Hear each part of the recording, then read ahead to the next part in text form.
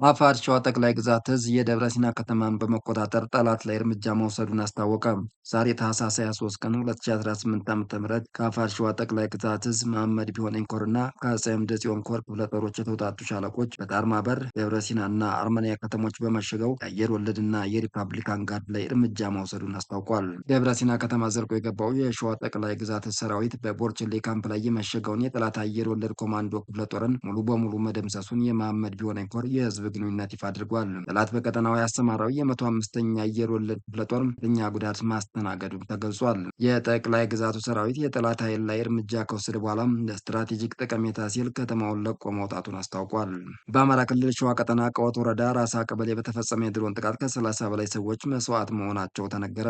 በአማራ ክልል ሸዋ ቀጠና ቀወት ወረዳ ራሳ ቀበሌ መከላከያ ሰራዊቱ በፈጸመው የድሮን ጥቃት ከ30 በላይ ሰዎች ላይ የህይወት ጉዳት መድረሱ ታውቋል። ጥቃቱ የተፈጸመው ታህሳስ 18 ቀን 2018 ዓ.ም ከምሽቱ 4 ሰዓት ላይ መሆኑን በእስክንድርና መክታው ማሞ የሚመራው አፋሕድ አስታውቋል። በጥቃቱ በአፋሕድ ቁጥጥር ስር የነበሩ ምርኮኞች፣ የፖለቲካ እስረኞች፣ ንጹሐን ገበሬዎችና የአፋሕድ የሰራዊት አባላትም መሞታቸውን አፋሕድ በመግለጫው አመልክቷል። ሕይወታቸውን ካጡት ወገኖች በተጨማሪ 16 ሰዎች የከባድና 3 ደግሞ ቀላል ቁስለኛ መሆናቸውም ተነግሯል። በዚሁ በራሳ ቀበሌና አካባቢው በርካታ ንጹሐን እየታሰሩና እየተንገላቱ መሆኑም ተነግሯል። ታዋቂው አርበኛ ተስፋዬ መካሻ በድሮን ጥቃት ሕይወቱ ማለፉ ተነገረ።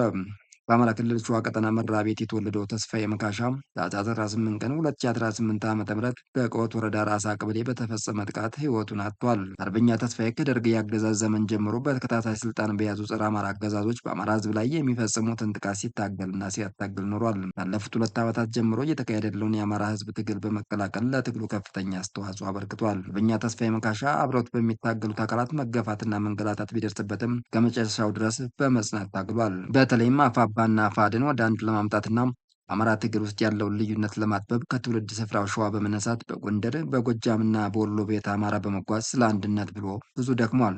በእኛ ተስፋዬ ዕድሜውን በሙሉ ለአማራ ሲታገል ኖሮ እንደ ነፍሱን ታኅሳስ 18 ቀን 2018 ዓ.ም ለአማራ ሕዝብ ሲውል መስዋዕት አድርጓል። የአፋባ ምዕራብ አማራ ቀጠና ቴዎድሮስ ዕዝ የአገዛዙ ሰላዮችን መያዙን አስታወቀ።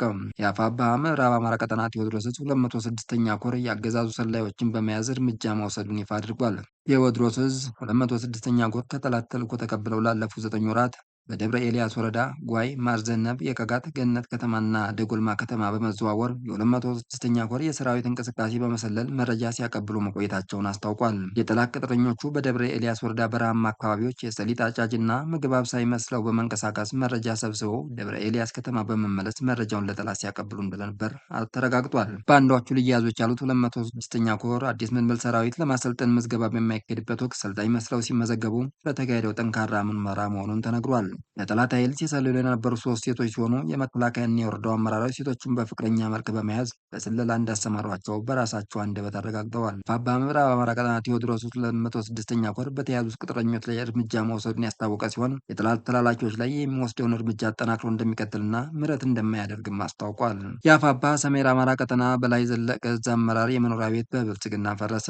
የአፋባ ሰሜን አማራ ቀጠና በላይ ዘለቀ ዕዝ ምክትል የፖለቲካ መምሪያ ኃላፊ አርበኛ አራጋው እንዳለ መኖሪያ ቤት በብልጽግና አመራሮች ቀጥተኛ ትዕዛዝ ታኅሳስ 20 ቀን 2018 ዓ.ም በዶዘር መፍረሱ ተነግሯል። አገዛዙ የአማራ ታጋይ ቤተሰቦችና ዘመዶችን ማሰርና ንብረቶችን መዝረፍ የዘወትር ተግባሩ ካደረገ ዋላ ደር ብሏል። አገዛዙ የጭካኔ በትሩን በመቀጠል የታጋዮችን ቤት በማፍረስ ቤተሰባቸውን እየበተነ ይገኛል። የአርበኛ አራጋው እንዳለ መኖሪያ ቤት አገዛዙ ካድሬዎች እንዲፈርስ መደረጉም ታውቋል። የአንኮር ወረዳ አድማ ብተናና ሚሊሻ ወጣቶች የገጠሩን ሕዝብ ለማጓጓዝ የሚጠቀሙበትን ሞተር ሳይክል ወረሰ። የወረዳው አስተዳደር የጽንፈኛውን 12 ሞተርና 1 ኤስኬኤስ መሳሪያ ማረኩ የሚል የውሸት መረጃ ያሰራጨ ሲሆን ሐቁ ግን ሞተሮቹ የንጹሐን ወጣቶች መሆናቸው ተረጋግጧል። በወረዳው የጸጥታ ኃይል የተወረሱ ሞተሮች በልዩ አምባ ዙሪያ በተለይም በአገረ ሰላም ቀበሌ ያሉ ወጣቶች ህብረተሰቡን የሚያጓጉዙበትና ኑሯቸውን የሚመሩበት መሆኑን የአካባቢው ነዋሪዎች ተናግረዋል።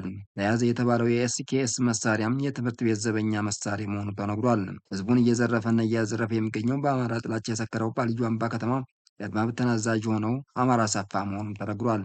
ከአሁን በፊትም ንጹሐንን ካስገደለ በኋላ አስከሬን ለመውሰድ የሚመጡ ቤተሰቦችን ከፍተኛ ገንዘብ ሲቀበል የነበረ መሆኑን የአንኮር ወረዳ ነዋሪዎች ተናግረዋል። ለዛሬ ያዝንላችሁ መረጃዎች እነዚህ ናቸው። ተጨማሪ መረጃዎችን ለማግኘት የአእምሮ ሚዲያን ሰብስክራይብ ያድርጉ።